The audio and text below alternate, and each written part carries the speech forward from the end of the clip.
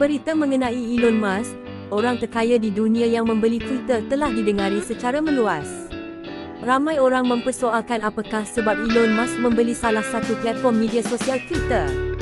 Malah, tokoh terkenal, pencipta dan pengasas Microsoft Corporation, Bill Gates turut mempersoalkan tindakan yang diambil oleh CEO Tesla itu.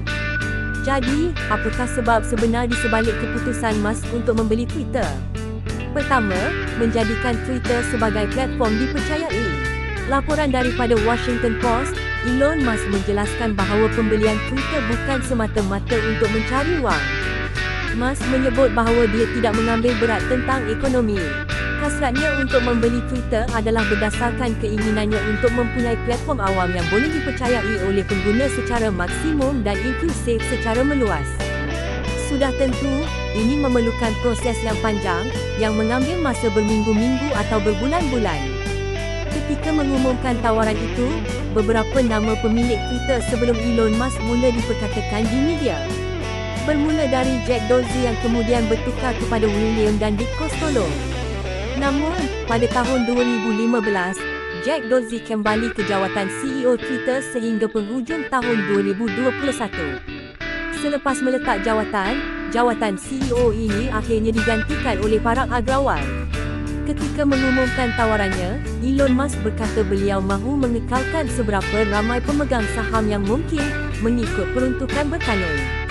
Bagaimanapun, berhubung barisan kepimpinan atau pengarah yang berpotensi, tiada sebarang makluman lanjut berhubung perkara ini. Musk hanya menyatakan bahawa Twitter perlu diubah menjadi syarikat swasta. Jika ia mengekalkan bentuk semasa, maka platform ini tidak akan dapat dibangunkan. Kedua, platform untuk kebebasan bersuara. Masih memetik dari Washington Post, sebab Elon Musk membeli Twitter adalah untuk mempersembahkan Twitter sebagai platform untuk bebas bersuara. Dalam tembubuan, Musk menyatakan bahawa baginya, Twitter adalah forum yang sangat penting untuk pelbagai sudut pandangan. Sebab itu dia mahu menanamkan persepsi kepada orang ramai bahawa mereka mempunyai hak untuk bersuara secara bebas, tetapi masih dalam batasan undang-undang yang terpakai. Demi keinginan ini, Musk sanggup membeli Twitter pada harga yang hebat bernilai $44 bilion. Namun, ini hanyalah nilai biasa memandangkan kekayaan Elon Musk yang mencecah $209.1 bilion. Rancangan Musk untuk kebebasan bersuara mendapat kritikan pelbagai pihak kerana dianggap membenarkan kandungan ekstremis. Salah satu berita yang kini berleluasa mengenai Twitter sebagai platform ucapan bebas ialah keinginannya untuk menarik balik larangan kekal ke atas Donald Trump. Menurut Musk, Twitter harus berhati-hati dengan larangan kekal. Dia mencadangkan menggantikan larangan dengan penggantungan atau time out. Ketiga, memerangi pencambahan bot Twitter. Elon Musk ialah kata kunci yang paling banyak dicari sekarang selepas dia mengumumkan akan membeli platform Twitter. Dipetik daripada NPR, Ketua Pegawai Eksekutif Tesla mempunyai cita-cita untuk melawan tentera bot. Bot merupakan akaun palsu yang diprogramkan untuk membalas tweet mengenai topik tertentu. Selain daripada memerangi pencambahan bot, ia juga menyokong pengenalan butang edit di Twitter. Ini bertujuan supaya pengguna boleh menukar atau mengedit apa yang mereka tulis.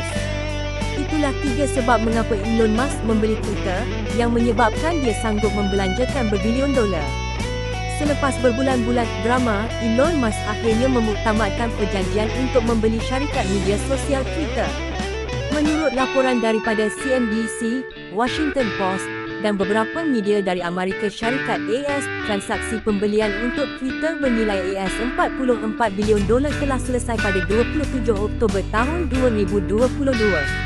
Dengan pembelian ini, pemegang saham Twitter akan menerima wang tunai $54.20 untuk setiap saham Twitter yang mereka miliki.